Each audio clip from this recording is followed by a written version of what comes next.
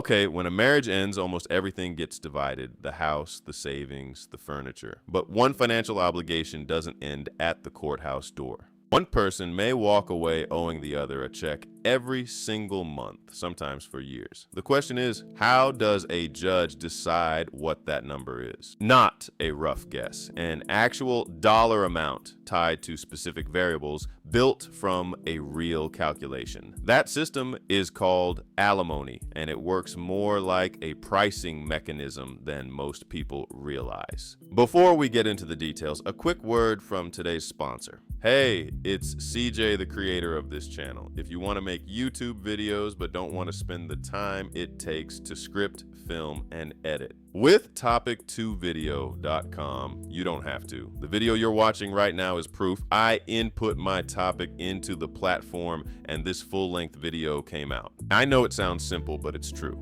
No script writing, recording, or editing. Just put your ideas in and get your videos out. Try it for free today at topic2video.com. Now back to the video. All right. Let's define the thing properly. Alimony, also called spousal support or spousal maintenance, is a court-ordered financial payment from one former spouse to the other after a divorce or legal separation. It is not a penalty for bad behavior. It is not a reward for suffering. It is a structured transfer of income designed to support a lower earning or financially dependent spouse after the marriage dissolves. The person who pays is called the payor. The person who receives is called the payee. And the amount isn't left to feelings. It gets built from economic inputs the court can actually measure.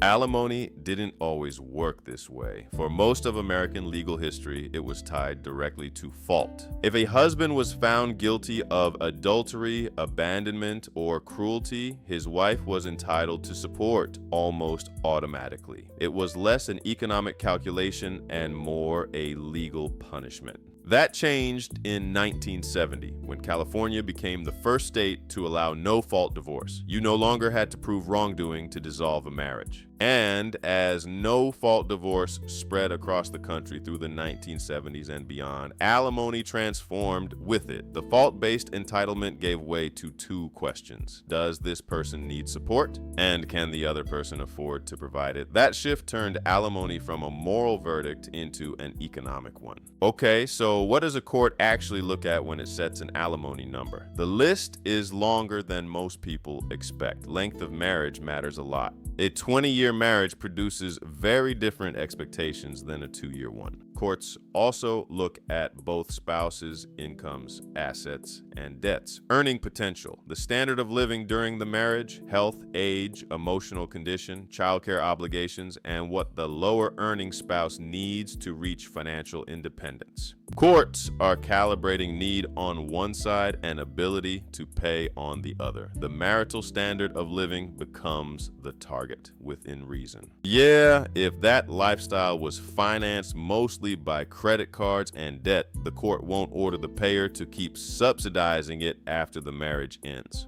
All right, here's where it gets interesting. Courts have broad discretion. There is no single universal formula, but lawyers and judges use benchmarks to make the process more consistent. One approach promoted by the American Academy of Matrimonial Lawyers takes 30% of the payor's gross income and subtracts 20% of the payee's gross income. The result is a suggested monthly payment with a cap. The payee's total income after alimony cannot exceed 40% of the couple's combined gross income. So the system isn't just calculating a transfer, it's targeting a specific income ratio between two households. That's crazy, right? Another heuristic adds both incomes, divides by 3, and subtracts the lower earner's income. If the result is positive, that's the suggested payment. A third approach, sometimes called the Ginsburg formula, sets the payment so the payer's post-alimony income equals the couple's combined income divided by 1.8. None of these are binding everywhere. They're starting points that help lawyers negotiate and give judges a defensible structure. But the monthly amount is only half the picture. Duration matters just as much. The most frequently awarded type today is rehabilitative alimony. The idea is simple. One spouse stepped back from the workforce to raise children, support a partner's career, or manage the household, and after divorce, they need time to re-enter the job market. Rehabilitative alimony covers that gap. It usually runs 2 to 5 years, while the recipient goes back to school, gets training, or builds work experience. Courts can extend it if the plan is documented and delayed, but the default is a bridge to independence. There are other types too. Temporary alimony runs during the divorce itself.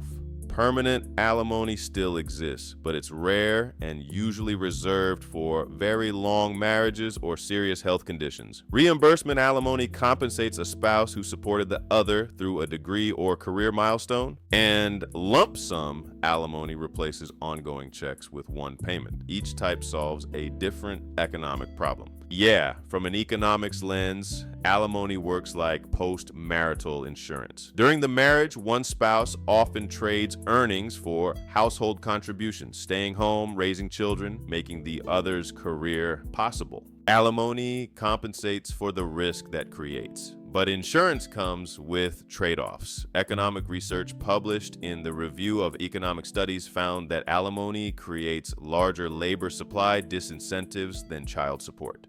That's crazy, because alimony is income-based. Receiving it can reduce the urgency to work. Child support is tied to the child rather than the recipient's income, so it has a different incentive structure. That doesn't mean alimony is wrong. It means the system is balancing fair compensation with a path back to self-sufficiency, which is why rehabilitative alimony has become the dominant modern form. Okay, so what does all of this add up to? Alimony is not arbitrary, and it is not simply emotional. It is a pricing system, one that takes the economic reality of a marriage, measures the gap between two post-divorce financial situations, and uses that gap to set a support number for a defined period of time. The inputs are marriage length, income, earning capacity, assets, health, childcare, and the standard of living both spouses shared. The formulas give structure to what would otherwise be pure judicial guesswork. The duration reflects what kind of support is actually needed, whether that's a 2-year bridge back to the workforce or something longer for a genuinely dependent spouse.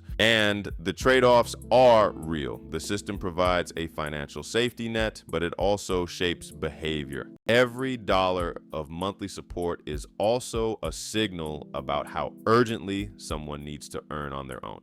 The law has tried to resolve that tension by shifting towards support that is goal-driven and time-limited, designed to end, not to last forever. If you found this useful, it genuinely helps to subscribe and leave a comment. More videos on how financial systems actually work are coming, and I'll see you in the next one. Hey, before you go, I want to tell you something personal. I worked really hard to try to make money on YouTube, and I finally found a way. This video right here was made with a tool I created called topic2video.com. I made all of the videos on this channel with this tool. It creates long-form YouTube videos from just a topic or idea. I want to help people drive traffic to their business with faceless YouTube videos. If you're serious about building a business with YouTube, I want you to try my software. Your first video is free. Go to topic2video.com and try it now. I'll see you in the next one.